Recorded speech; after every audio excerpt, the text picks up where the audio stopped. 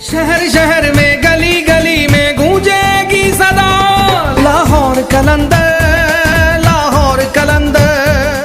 लाहौर कलंदर्स ਦੀ battery की charge होनी सी इंज लगता है जिवें बुझिया जनरेटर एकदम स्टार्ट हो गया। अपनी निकम्मी कारकर्दगी पारों PSL तो बाहर होंदियां कलंदरां दी बेड़ी जिवें डुबदी गंजे मलाह बैन डंक ने संभाल लई है।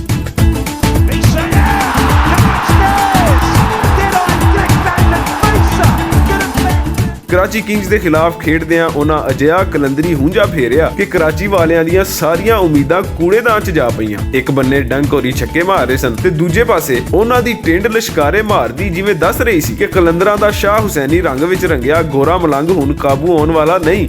शहर शहर में गली गली में गूंजेगी सदा लाहौर कलंदर लाहौर कलंदर। इधर डंक धूड़ा पट रहा सी ते दूजे पासे कराची दे मुंडियां नूं समझ ही नहीं सी आ रही कि की करिए। किंग्स दे मालक सलमान इकबाल दे मूंह ते भी 12 वजे होए सन ते इधर जेड़े कलंदर खुशी तो मायूस बैठे जितन दियां सारियां उम्मीदां लाई बैठे सन हुण धमाल पा रहे सन। हुण वेखना यह है कि गंजे डंक दी टेंड दे लिशकारे किन्नी कु देर लिशकदे ने। जे मामला इंज ही रहा ते फिर लाहौरियां नूं डकना मुश्किल ही नहीं नामुमकिन हो जाएगा।